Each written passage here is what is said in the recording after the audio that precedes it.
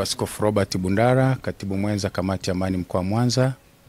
Kwanza kabisa napenda kushukuru viongozi wa mkoa wa Simiyu, kamati ya amani ya mkoa ambayo imeweza kuita makundi mbalimbali kuja kujumuika.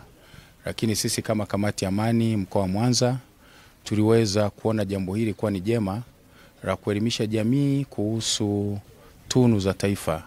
Na hizi tunu tumezisema hizi tunu 7, lakini lengo kubwa kwa nyakati hizi tunazoelekea uchaguzi kuhakikisha kwamba amani inalindwa na haki inatendeka kipindi hiki cha uchaguzi, kwa sababu wakimbiao ni wengi lakini wanaopokea tuzo ni mmoja, na Biblia imesema kura huondoa mashindano. Kwa hiyo watu wengi wanapopitia hali za uchaguzi wakati mwingine wanajikwaa, wengine wanaumia, wengine kusema kuonewa, lakini pia watakapopokea matokeo ya uchaguzi basi wakubaliana nayo. Na ndio maana tunajaribu kuzungumza habari za tunu ya taifa letu, kujua kwamba tunaishi pamoja, tunakula pamoja, tunacheza pamoja, wote ni Watanzania. Kwa hiyo Watanzania basi tudumisha amani ya taifa letu ambayo imeanzishwa toka kwa baba yetu wa taifa Mwalimu Julius Kambarage Nyerere, na awamu zote zimekwenda mpaka leo tuna Rais wa Jamhuri ya Muungano wa Tanzania Samia Suluhu Hassan, na tunaamini kwamba mambo yataenda vizuri.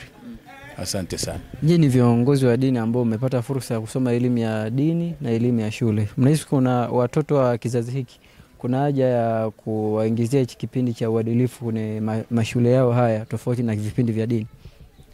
Asante sana. Na tunajua kwamba kuna kizazi kinaongezeka, kizazi hata kizazi. Na sisi tumekuepo, lakini sasa tunaonekana wazee, lakini tumekuta wazee wakiwepo, na wazee wametufundisha hasa uzalendo wa kupenda taifa letu la Tanzania, maana hatuwezi kupata taifa lingine tofauti na Tanzania. Lakini pia kuheshimu wazazi, hata kama sio baba yako, sio mama yako, lakini umheshimu. Ndio maana Biblia inasema mheshimu baba yako na mama yako upate miaka mingi na baraka duniani. Lakini pia kuishi maisha uadilifu, wasiige mitindo ya nje, maana mitindo ya nje unaweza ukaiga kumbe kitu kile hakiko kwenye maadili. Kwa hiyo tunatamani sana kizazi tulichonacho ambacho kinaitwa Gen Z, wakati mwingine akijaona mambo yaliyotokea nyuma na amani iliyokuepo, wao wanaiga mitindo ya nje, na wakati mwingine wanaweza kusababisha kuondoa amani.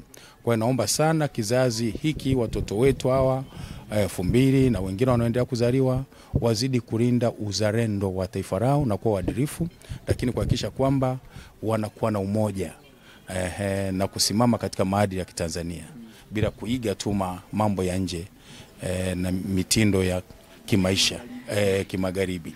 Asante.